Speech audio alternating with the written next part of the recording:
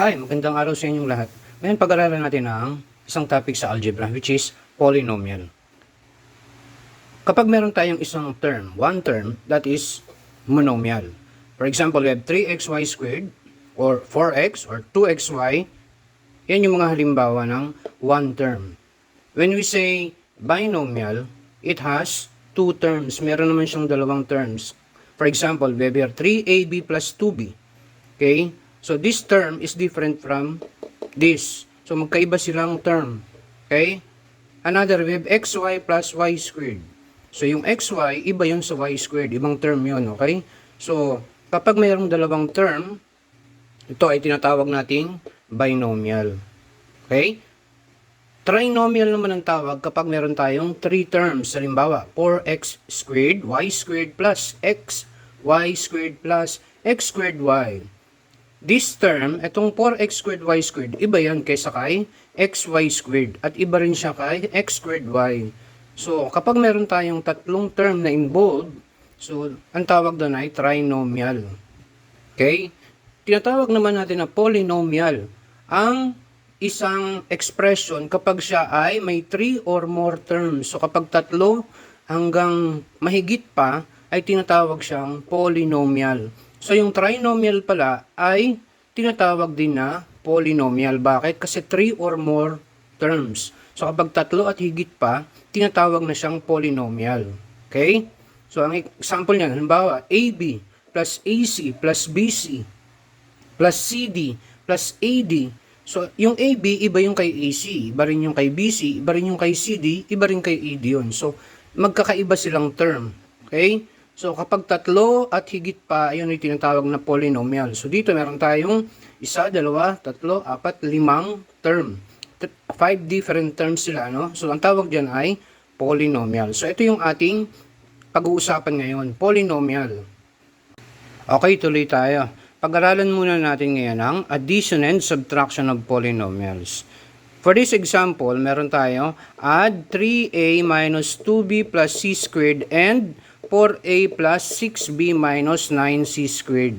So, ang dapat, pag i-add natin itong mga polynomials na to, pagtatapatin lang natin yung like terms. Okay? So, 3a minus 2b plus c squared plus 4a plus 6b minus 9c squared. So, pagtatapatin natin sila. And then, 3a plus 4a.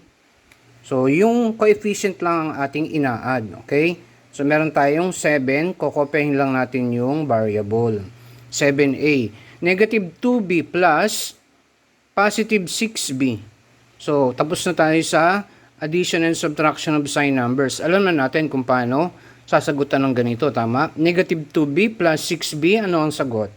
Yan ay positive 4b. Okay.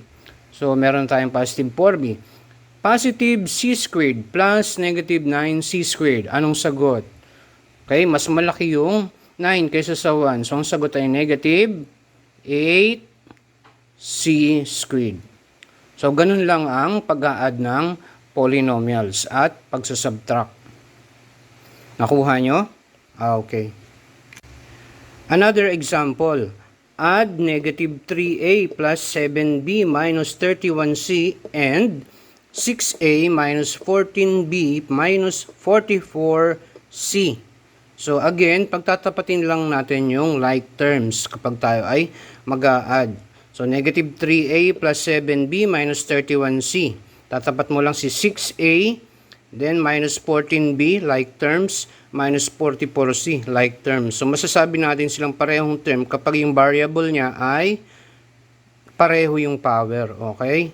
So, negative 3a plus 6a, anong sagot? So, mas malaki si 6 kaysa kay 3. So, kokopyahin natin ang sign ni 6 which is positive. So, ang sagot, negative 3a plus 6a ay 3a. Positive 7b plus negative 14b, anong sagot? Mas malaki si 14, so ito ay negative 7b. Okay? Negative 31c minus 44c. So, yung 44 at 31 parehas negative.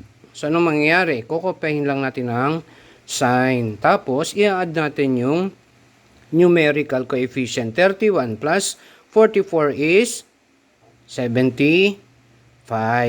And then, kopyahin din natin yung variable. Okay? So, nakuha. Thank you. Ang pangatlong example natin, subtract the sum of 13a plus 22b minus 81c and 25a minus 18b plus c from 10a minus 20b plus 35c. So, ibig sabihin, kunin daw muna natin yung sum netong expression na to at ito, and then isasubtract natin yung sum niya dun sa 10a minus 20b plus 35c. Okay? So, we have here 13a plus 22b minus 81c. Kukunin natin yung sum. So, ibig sabihin nun, i-add natin, ano? Plus 25a minus 18b plus c. Okay? I-add natin muna siya. Okay? 13a plus 25a. Ano ang sagot? Okay, that is 38a. So, meron tayong 38a. 22b plus minus 18b. Anong sagot? So, that is positive 4b. Kasi mas malaki yung 22. Tama? So, yung sign niya, kokopyahin natin. 81, negative 81c plus positive c. The answer is, ang sagot natin? That is 80c.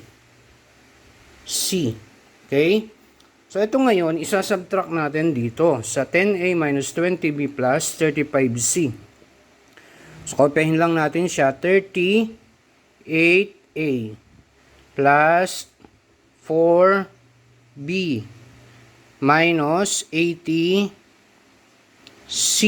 Okay? Sasubtract naman natin. Okay? Sabi niya, subtract.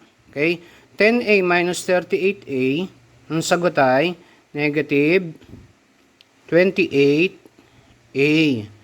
Negative 20b minus positive 4b. Anong sagot natin? That is, so yung 20 negative. Yung 4 naman natin ay positive. So, ang sagot natin ay negative, negative 24b. Okay? Positive 35c minus negative 80c. Anong sagot? Positive 115c. Yan ang sagot. Nakuha? Thank you.